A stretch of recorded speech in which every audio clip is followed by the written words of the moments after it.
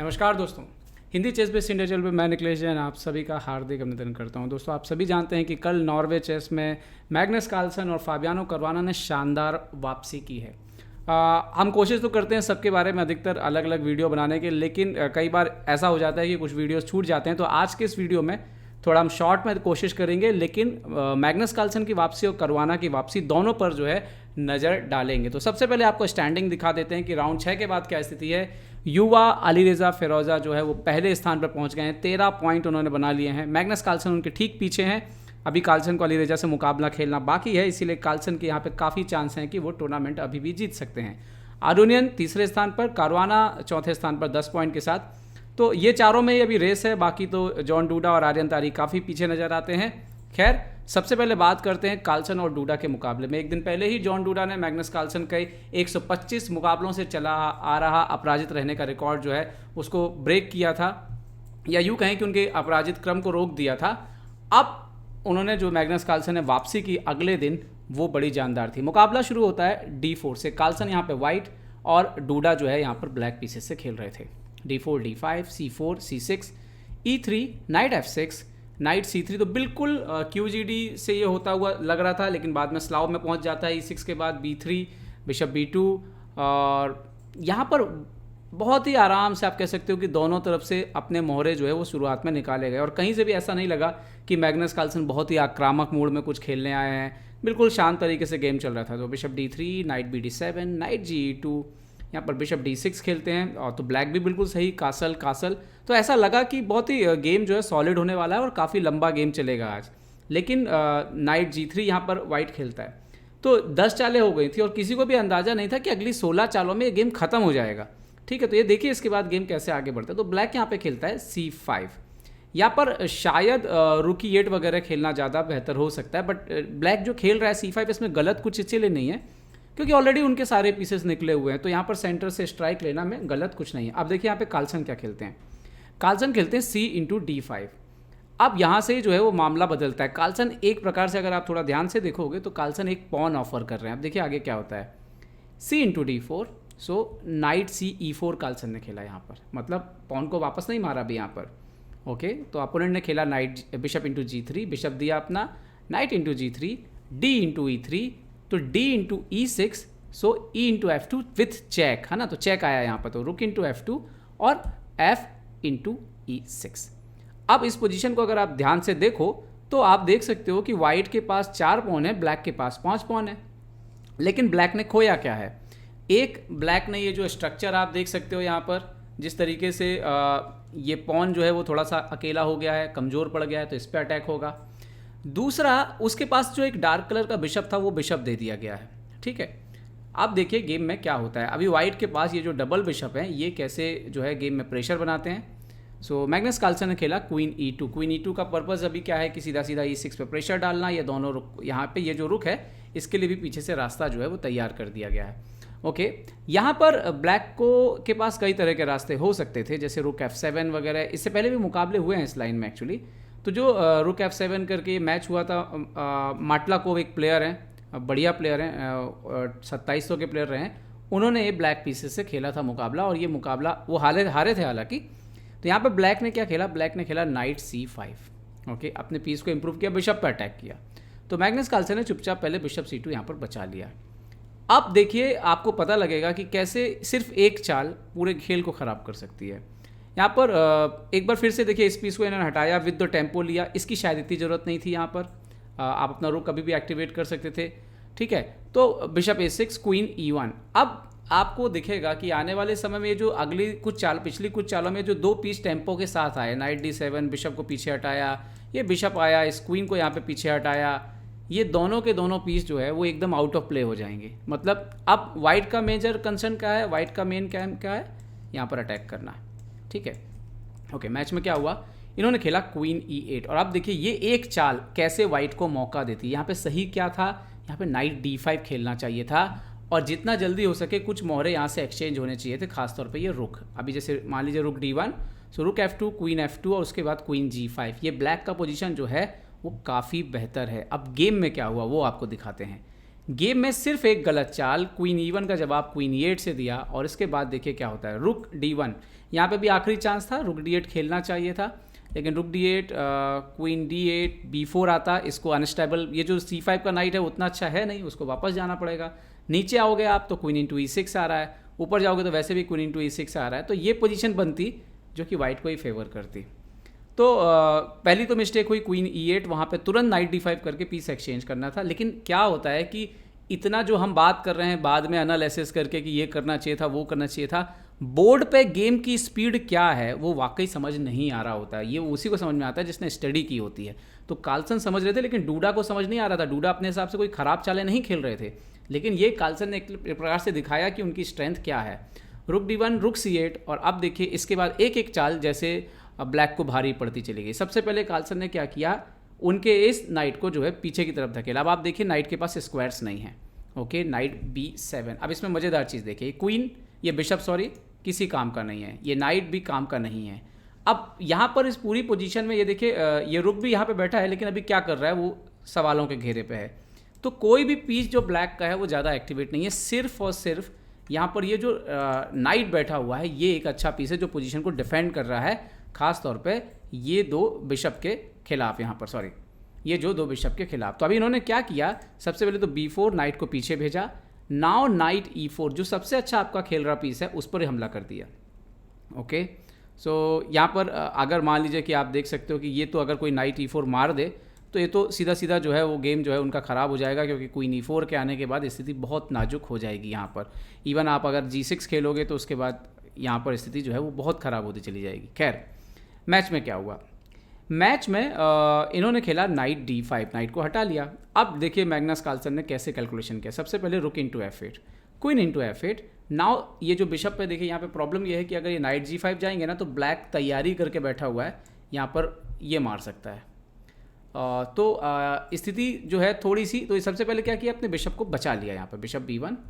अब यहाँ पर क्वीन B4 खेला जॉन डूडा ने, जो कि गेम की उनकी सबसे बड़ी गलती हो गई।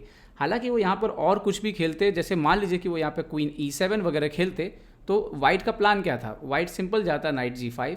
अभी देखिए बहुत सारे थ्रेट हैं, D5 का आपका नाइट पे भी प्रॉब्लम है, E6 पे भी प्रॉब्लम है, H7 पे भी प्रॉब्लम है।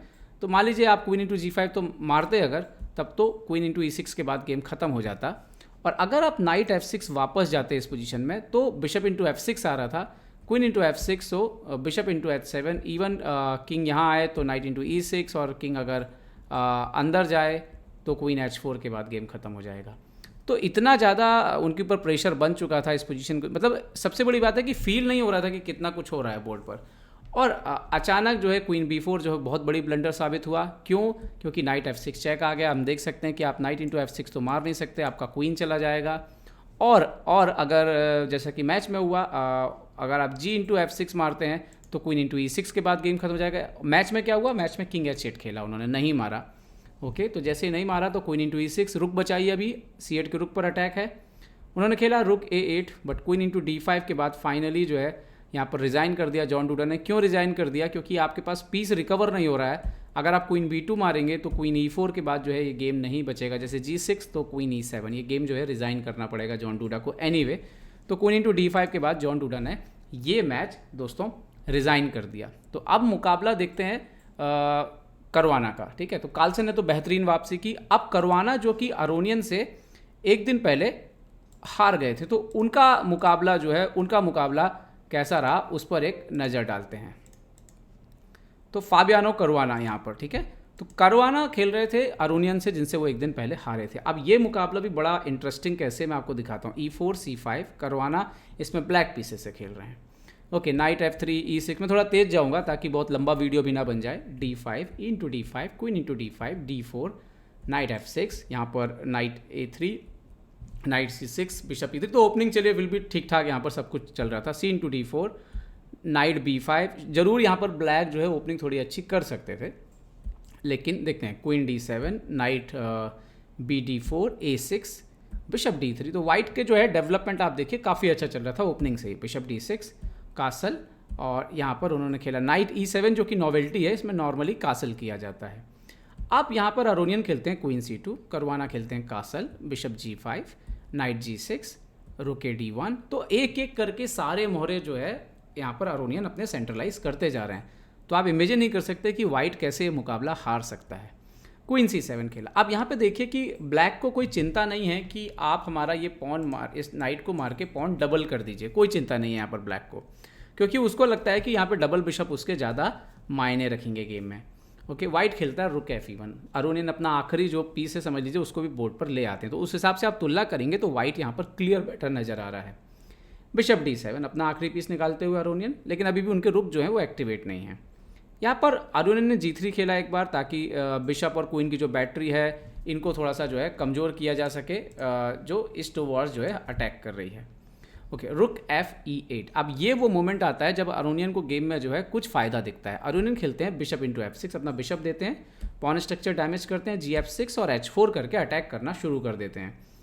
अब यहाँ पर किंग H8 खेला पहले तो करवाना ने, क्वीन D2 यहाँ पर लेकर के आए, क्वीन H6 जाने की तैयारी है। तो यहाँ पर बिशप F8 खेला, हालांकि यहाँ पे इंतजार करते और अपना आखिरी रुक भी गेम में ला सकते थे। अब देखिए कि बिशप F8 के बाद अचानक गेम कैसे बहुत ख़राब होने लग जाता है। यहाँ पर अरोनियन खेलते हैं H5, night E7 and now bishop C2। अभी स्ट्रॉन्ग थ्रेट आ रहा है, बहुत ही स्ट्रॉन्ग थ्रेट आ रहा है क्वीन D3 का, मेटिंग थ्रेड्स के टुवर्ड्स। और यहाँ पे देखिए ये जो बिशप है ये अनसपोर्टेड है। तो फॉर एग्जांपल जैसे कि आप अगर यहाँ पे कुछ और खेलेंगे तो क्वीन D3 का अगर आपने यहाँ पर F5 वगैरह कुछ खेला तो नाइट F5 जैसा थ्रेड भी आ जाएगा, क्योंकि क्वीन इंटू D7 आएगा। यहाँ पर करवाना ने खेला रुक E8, सो क्वीन D3 अभी मेट लगी हुई है, तो F5 फोर्स मूव है। और ये वो मोमेंट था जब अरोनियन ने जो है अपना चांस मिस किया। क्या खेलना चाहिए था, वो एक्चुअली खेलना बहुत ही मुश्किल था। ये सिर्फ आप एनालिसिस पे ही देख सकते हैं, ऑन द बोर्ड देखना बहुत ही मुश्किल था। वो मूव थी यहाँ पर नाइट G5। क्यों? किंग G8 के बाद यहाँ पर एक मूव आ रहा था बिशप B3। दरअसल क्या हो रहा है कि E6 पे इतना ज़्यादा प्रेशर बिल्ड हो रहा है कि ये जो E6 है इसको बचा पाना ये दोनों को बहुत ही मुश्किल है। और यहाँ पर मान लीजिए कि ब्लैक में आपको दिखाता हूँ, बिशप G7 खेले तो नाइट इंटू F7, इस तरह से ब्लास्ट आएंगे पोजीशन में। किंग F7 तो रुक इंटू E6, बिशप E6 तो नाइट इंटू E6।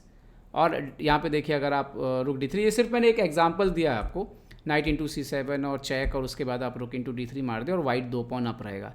लेकिन प्रॉब्लम ये होता है कि इस तरह की चाल बोर्ड पे दिख जाना कभी मुश्किल होता है, और अरोनियन का ऑलरेडी काफ़ी टाइम चला गया था। तो अरोनियन ने खेला G4।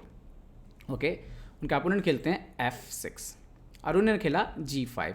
तो अब ये वो मौका था जब करवाना को गेम में वापसी का मौका मिलने लग गया। करवाना ने खेला queen F4। Okay, G into F6, मतलब उन्होंने क्या किया यहाँ पे, अपना एक पीस वो देने वाले हैं, अभी आप ध्यान से देखना। G into F6, queen G4, so king F1, now queen H3 check. तो यहाँ पर किंग E2, ऑलरेडी हमने ये देख लिया था कि जो आप जब आप इस तरह से अटैक कर रहे थे यहाँ से G4 करके, तो तभी से क्लियर हो गया था कि अगर ये अटैक फेल हुआ तो वाइट के किंग के ऊपर उल्टा हमला आ जाएगा, क्योंकि किंग का हिस्सा आप ओपन कर रहे हैं। ओके, यहाँ पर ये पोजीशन आया, king F1, queen H3, now night E2। तो अब यहाँ पर sorry night D5, king E2 पे नाइट D5, यहाँ पे खेला queen D2। Okay, now black खेलते हैं बिशप B5 चेक। अब ये पोजीशन एक्चुअली ऑलरेडी इक्वल के आसपास पहुंच गई थी, क्योंकि किंग का पोजीशन गड़बड़ हो रहा था। अब बिशप B5 चेक पे वाइट ने क्या किया, इन्होंने खेला नाइट इंटू B5। और करवाना बिल्कुल भी तैयार थे, सॉरी करवाना बिल्कुल तैयार थे कि इस नाइट को वापस नहीं मारना है। करवाना के पास एकदम अलग ही एक प्लान था, और वही उन्होंने जो है यहाँ पर उसको अप्लाई किया। उन्होंने खेला क्वीन G4, मतलब आपको अपना नाइट वापस चाहिए तो आप ले लीजिए। फॉर एग्जांपल आप नाइट C7 खेलेंगे तो नाइट F4 चेक। अभी आपको मारना पड़ेगा क्वीन से, क्योंकि आपके पास कोई, आप देखिए आपके पास इसमें प्रॉब्लम बहुत ज़्यादा है। जैसे कि आप मान लीजिए कि आप सोचें कि आप किंग को यहाँ लाएं, तो देखिए मेट इन 1 लगा हुआ है यहाँ पर, तो आप नीचे आ नहीं सकते। अगर आप मान लीजिए कि यहाँ कहीं आते हैं तो आप देखिए बिशप C5 चेक भी आ रहा है, और क्वीन डायरेक्ट जो है यहाँ पर ये प्रॉब्लम आपका बना हुआ है। तो इन्होंने क्या किया यहाँ पर, night into B5, queen G4 पे आप मार नहीं सकते क्योंकि डिस्कवर अटैक आपको प्रॉब्लम कर रहा था। तो इन्होंने खेला क्वीन G5। अब करवाना खेलते हैं knight F4, king E3, knight check, king E2। फिर से अब यहाँ पे ऐसा लगा कि शायद करवाना ड्रॉ कर लेंगे, लेकिन करवाना के पास एक ट्रिक थी। करवाना ने खेला क्वीन C4 चेक। अब यहाँ पे बिशप D3, तो करवाना खेलते हैं रुक इंटू D3। गुड मूव है। ये वो मोमेंट था जब यहाँ पर अरोनियन को खेलना चाहिए था नाइट E5। यहाँ पर नाइट F4 चेक आती तो किंग जो है वो F1 चला जाता, रुक G3 चेक, इस तरह से गेम चलता। और रुक इंटू G5, नाइट B6, रुक इंटू H5 और किंग G1, और ये इक्वल के आसपास ही पोजीशन है। अभी गेम जो है वो काफ़ी चलेगा। मैच में क्या हुआ? मैच में अरोनियन ने यहाँ पर रुक इंटू D3 मार दिया और ये हो गई सबसे बड़ी ब्लंडर। क्यों? जैसे नाइट F4 चेक आया, अरोनियन को क्या लगा कि किंग E3, यहाँ पर एक्चुअली सही चाल थी क्वीन इंटू F4, मतलब क्वीन देना पड़ता इंटू F4 और रुक इंटू D4, ये वाइट के लिए जो है अभी गेम चलेगा। लेकिन मैच में अरोनियन ने खेल दिया किंग E3 और उनको लगा क्या? उनको लगा कि मान लीजिए कि अगर ये नाइट से मारेंगे तो नाइट D6 के बाद विनिंग है, बिशप D6 आप मार नहीं सकते, क्वीन G7 मेट हो रही है, और अगर आप क्वीन से मारोगे तो किंग F4 के बाद भी वाइट विनिंग है। लेकिन जो उनसे चाल मिस हुई वो थी क्वीन E4 चेक, और वो इसलिए भी मिस हुई क्योंकि ये सेकंड्स में खेल रहे थे, समय इनका बहुत कम हो गया था। उन्होंने खेला king D2, so now queen into D3 check, king C1, so now queen into F3 check, F7 दिया, लेकिन क्वीन G4 के बाद यहाँ पर अरोनियन ने जो है वो रिज़ाइन कर दिया। तो ये थे वो दो बेहतरीन मुकाबले जो कि खेले गए, और हमने देखा कि किस तरह से चाहे वो कार्लसन हो और चाहे करुआना, दोनों ने वापसी की। हालांकि कार्लसन की वापसी बहुत ही क्लीन विक्ट्री थी, जबकि करुआना को आप कह सकते हैं बहुत ही साहसिक उन्होंने खेल खेला, और अंत समय में जब वो ड्रॉ ले सकते थे उन्होंने वहाँ पे विन जो है वो ढूंढ करके निकाली। तो दोस्तों उम्मीद है ये वीडियो आपको पसंद आए होंगे। पसंद आए हों तो लाइक, शेयर और सब्सक्राइब करना ना भूलें। देखते रहिए ChessBase India. ChessBase India के लिए मैं निखिलेश जैन। जय हिंद। तो उम्मीद है आपको हमारे वीडियो पसंद आए होंगे। अपने सुझाव हमें जरूर दें, और याद रखें शतरंज की हर छोटी बड़ी खबर के लिए जुड़े रहें चेस बेस इंडिया चैनल से। जी हाँ, चाहे वो खिलाड़ियों के इंटरव्यू या फिर वो खेल का विश्लेषण, चेस बेस इंडिया हमेशा आपके लिए खबरें लाएगा सबसे तेज सबसे जल्दी। सब्सक्राइब करें Hindi ChessBase India channel को। अगर आप यूट्यूब पर देख रहे हैं तो सब्सक्राइब करें, और साथ ही साथ बेल आइकॉन दबाना ना भूलें दोस्तों, क्योंकि इसी से मिलेंगे आपको सारे नोटिफिकेशन। फेसबुक पर देख रहे हैं तो जरूर लाइक और शेयर करना ना भूलें।